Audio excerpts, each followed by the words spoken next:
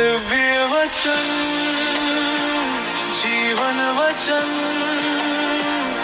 दिव्य वचन जीवन वचन। सबको जय यीशु ख्रिस्त में प्यारे भाई और बहनों, आज कलीसिया ईश्वरीय दया का रविवार यानी डिवाइन मर्सी संडे मना रही है। कई बार जिंदगी में ऐसा होता है कि जब हमसे बहुत बड़ी गलती हो जाती है या जब हमारे जीवन में भारी उलझनें आ जाती है तो हम डर के मारे खुद को एक बंद कमरे में कर लेते हैं, अपने आप को अकेलापन कर लेते हैं। हमें लगता है कि ईश्वर हमसे नाराज है और वे हमें सजा देंगे। लेकिन प्यारे भाई और बहनों, प्रभु सजा देने वाला प्रभु नहीं है। हमारा प्रभु सजा देने वाला नहीं बल्कि दया का अथाह सागर है, दया करने वाला प्रभु है। आज के पवित्र पाठ हमें यही सिखाते हैं कि प्रभु कैसे हमारे डरों और बंद दरवाजों के बीच आकर हमें अपनी शांति और दया देते हैं। ख्रिस्त में प्यारे भाई और बहनों, आज के सुसमाचार में प्रभु यीशु के चेले एक बंद कमरे में डरे हुए बैठे हुए हैं। उन्होंने मुश्किल समय में यीशु को अकेला छोड़ दिया था, इसलिए वे डरे हुए थे। लेकिन जैसा कि हमने सुसमाचार में सुनते हैं, यीशु उन बंद दरवाजे के पार उनके बीच आकर खड़े हो जाते हैं और सबसे पहला उनका शब्द होता है, तुम्हें शांति मिले। यह केवल एक साधारण अभिवादन नहीं था, बल्कि यह उनकी ईश्वरीय दया का सबसे बड़ा पहला उपहार था। प्यारे भाई और बहनों, शांति देने के बाद प्रभु यीशु उन्हें अपने हाथों में कीलों के निशान और पसलियों में भाले के निशान दिखाते हैं।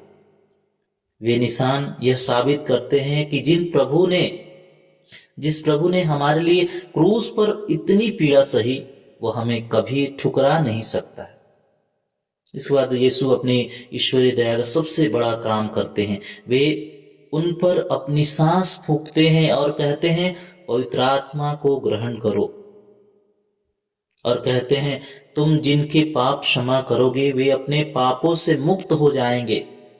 यीशु ने कलीसिया को पापों को क्षमा करने का एक महान अधिकार दिया, ताकि हम इंसान कभी भी अपनी गलतियों के बोझ तले न दबे रहे। प्यारे भाई और बहनों, ये सब यीशु के जी उठने के उस पहले दिन हुआ था।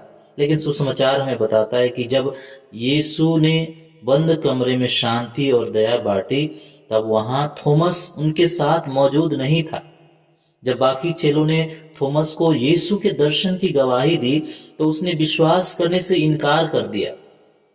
लेकिन प्रभु यीशु अपनी असीम दया से थॉमस को उसके अविश्वास के कारण उसे छोड़ नहीं दिए।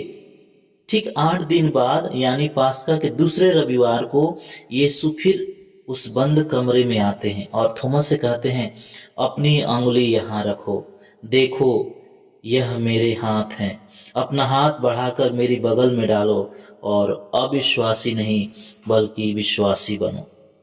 तब थॉमस के दिल से एक ही सच्चा पश्चाताप निकलता है, मेरे प्रभु, मेरे ईश्वर। प्यारे भाई और बहनों, थॉमस का यह पुकारना ही ईश्वरीय दया का सबसे बड़ा संदेश है, जिसे है आज हम ईश्वरीय दया की पवित्र तस्वीर के नीचे पढ़ते हैं। हे यीशु, मैं तुझ पर भरोसा रखता हूं। Jesus, I trust in you. यीशु ने थॉमस से कहा, धन्य है वे जो बिना देखे ही विश्वास करते हैं। भाई और बहनों, यीशु का यह धन्य कहना और धन्य वचन आज आपके और मेरे लिए है।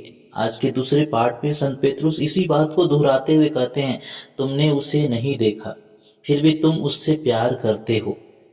जब जीवन में परेशानियां या दुख आते हैं तो हमारा विश्वास सोने की तरह आग में तपता है, लेकिन यह अनदेखा विश्वास और प्रभु की दया ही है जो हमें हर मुश्किल के बीच एक जीवंत आशा और खुशी देती है। और जब एक इंसान को प्रभु की यह दया मिल जाती है और वह बिना देखे उस पर भरोसा करने लगता है, तो उसकी जिंदगी पूरी तरह बदल जाती है।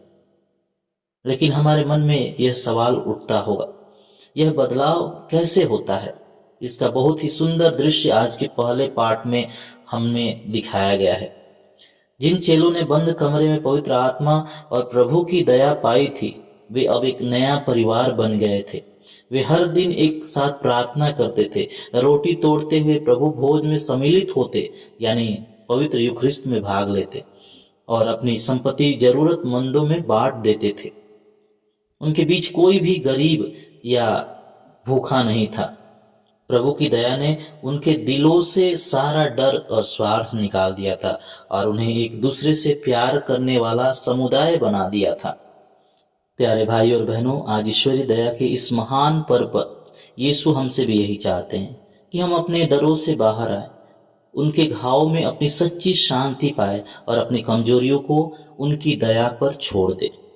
और जब हम ईश्वर की यह मुफ्त दया पाते हैं तो हमें पहले पाठ के मसीहियों की तरह, यूं कहे तो ख्रिस्त को प्यार करने वालों की तरह दूसरों के प्रति भी दयालु बनना है। आज प्रभु हमसे यह भी चाहते हैं कि जिस तरह उन्होंने हमारी गलतियों को अपनी दया से ढक दिया, उसी तरह हम भी अपने परिवारों में, अपने समाज में एक दूसरे की छोटी छोटी कमियों को क्षमा करें और एक दूसरे के लिए सहारा बने। आइए हम एक क्षण आंखों को बंद करें और पूरे विश्वास के साथ प्रभु से प्रार्थना करें। हे ईश्वरी दया के सागर प्रभु यीशु, हम आपके पवित्र नाम की स्तुति करते हैं। हे प्रभु, कई बार हम अपने डर और चिंताओं, अपनी गलतियों के कारण खुद को बंद कमरों में कैद कर लेते हैं। आज हमारे उन बंद दरवाजों को खोलकर हमारे जीवन में प्रवेश कीजिए। हे प्रभु, हमारी सारी कमजोरियों को क्षमा कर दीजिए और हमें अपनी असीम दया और शांति से भर दीजिए। हमारे विश्वास को इतना मजबूत बनाइए कि हम बिना देखे आप पर भरोसा कर सके और पहले जैसे मसीहियों की तरह अपने परिवारों और समाजों में प्रेम और एकता के साथ जीवन बिता सके। पिता, पुत्र और पवित्र आत्मा के नाम पर आमीन। प्यारे भाई और बहनों, अगर आज प्रभु के वचन और प्रवचन ने आपके दिल को छुआ है और आपको प्रभु की शांति मिली है, तो आप इस वीडियो को लाइक जरूर करें और अपने परिवार और दोस्तों के साथ शेयर करें। हर दिन ईश्वर का जीवंत वचन और ऐसी ही प्रेरणादायक बातें सुनने के लिए हमारे इस चैनल दिव्य वचन जीवन वचन को अभी सब्सक्राइब करें।